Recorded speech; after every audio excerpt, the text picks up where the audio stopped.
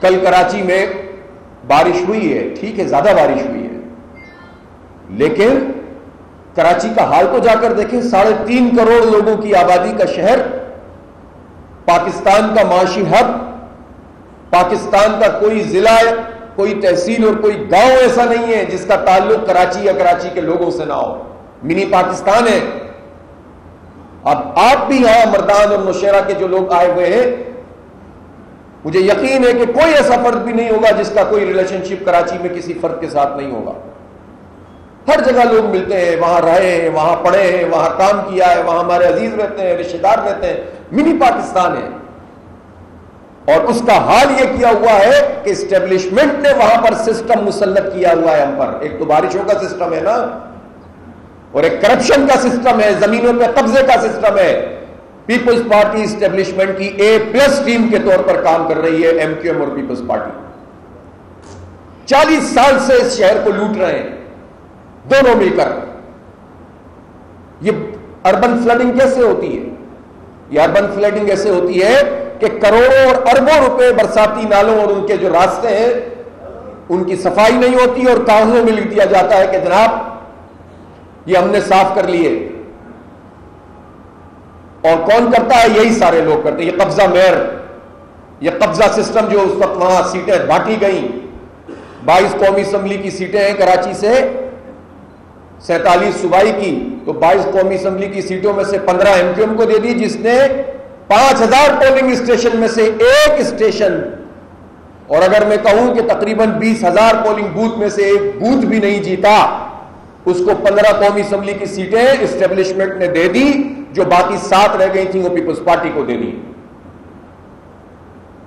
اور پھر ان کی ریزرو سیٹیں ملا کر اور حیدرآباد کی سیٹیں ملا کر مسلط کر دیا۔ اب مل کر لوٹ رہے، کھا رہے، 80% تک کرپشن کا ریٹ ہے۔ کیسے روکیں گے یہ اربن فلڈنگ؟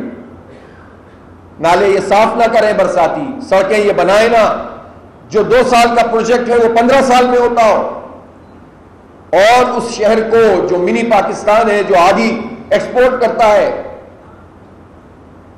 جو 60% سے زیادہ ریونیو جنریٹ کرتا ہے، جو سب سے زیادہ ٹیکس دیتا ہے، پورے پاکستان کا ٹیکس ایک طرف ہوتا ہے، کراچی کا ایک طرف ہوتا ہے، 42% انکم ٹیکس دیتا ہے کراچی، اس کے لوگ، اور اس کا عالم یہ ہے کہ ایسے لوگ مسلط کر دیے ہیں زبردستی، جو ایک سسٹم کے نام سے وہاں کام کر رہے ہیں۔ اور آرمی چیف صاحب نے فرمایا تھا کہ ہم سسٹم کا خاتمہ کریں گے، لیکن سسٹم کو تو اور مضبوط کر دیا گیا، اسلام آباد میں جا کر بٹھا دیا گیا۔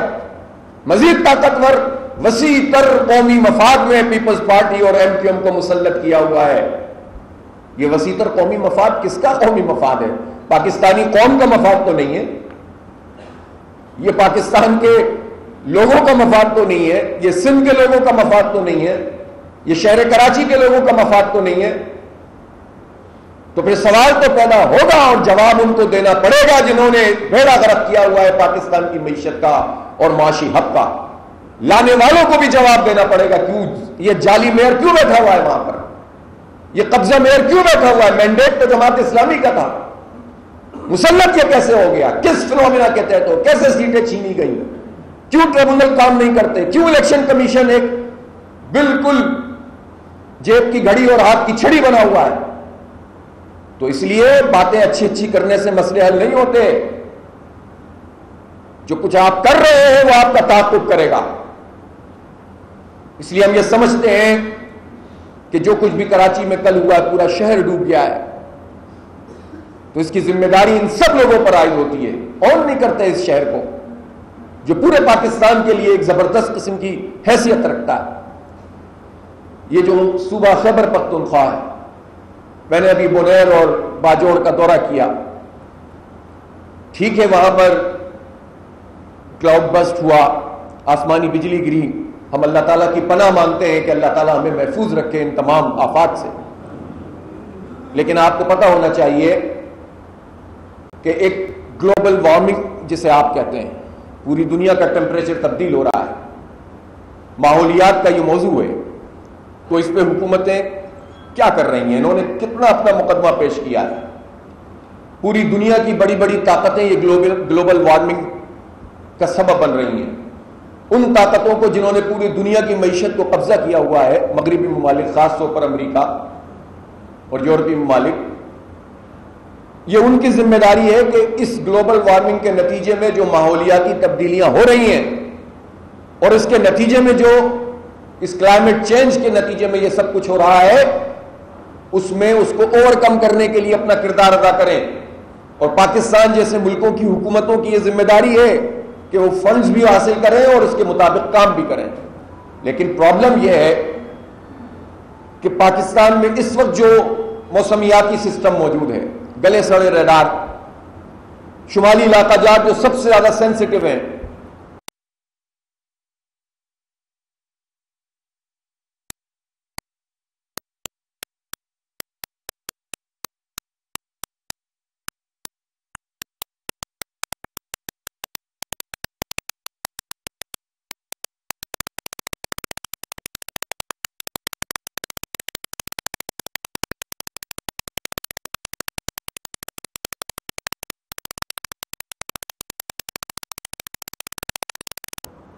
یہ جو موسمیاتی الرٹ ہے یہ ہوتا اور کم از کم چند گھنٹے پہلے لوگوں کو پتہ چل جاتا کہ آپ کچھ نہیں کر سکتے تو جان تو بچائیں اپنی اور علاقہ خالی کر دیں. تو اس سے یہ جو سینکڑوں کی تعداد میں اموات ہوئی ہیں اس سے بچ سکتے تھے ہم. یہ حکومتوں کی نااہلی ہے.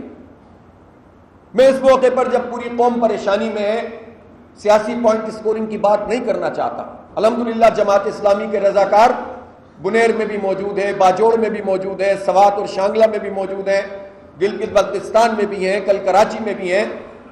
اور ہم نے جماعت اسلامی کے سب لوگوں سے کہا ہے کہ وہ اس وقت والنٹیئر کریں اپنے آپ. اور میں آپ تمام کارکنوں سے بھی یہ کہنا چاہتا ہوں کہ اس وقت پارٹیوں کی مقابلے بازی کی بات نہ کریں آپ. میں آپ کے توسط سے پاکستان کی ہر جماعت کے ہر کارکن سے یہ کہتا ہوں کہ اس وقت خدمت کا موقع ہے. آپ کی جماعتیں اگر میدان میں موجود نہیں ہیں تو آئیں آپ ہمارے ساتھ مل کر کام کریں. جب انتخاب آئے گا تو اس وقت دیکھیں گے. اور سیاست بازی کے طور پر کرتے رہیے گا.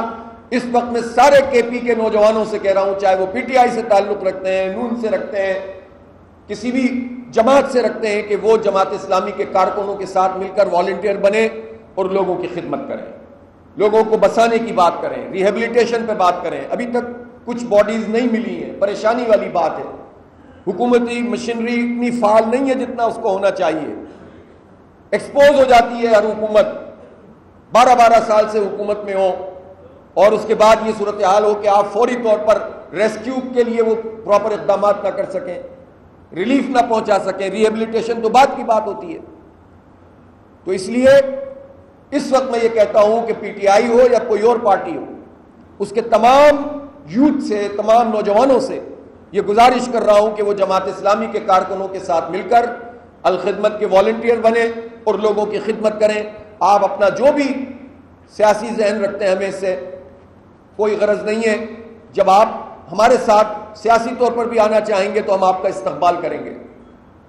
اور انشاءاللہ جماعت اسلامی یہ صلاحیت رکھتی ہے کہ وہ سب نوجوانوں کو لے کر چل سکتی ہے اور انہیں پازیٹیو کام پہ لگا سکتی. کسی سے پوچھا نہیں تھا ہمارے رضاکاروں نے، جیسے ہی حالات خراب ہوئے کود پڑے. ہمارے نوجوان خود شہید ہو گئے لوگوں کی خدمت کرتے ہوئے، انہیں ریسکیو کرتے ہوئے. اللہ تعالیٰ انہیں جنت میں اعلیٰ مقام عطا فرمائے. اور میں پوری قوم کے نوجوانوں سے کہتا ہوں کہ جماعت اسلامی آپ کو کسی نیگیٹو کام پر نہیں لگانا چاہتی. ہم مثبت طریقے سے آپ کو ساتھ لے کر چلنا چاہتے ہیں.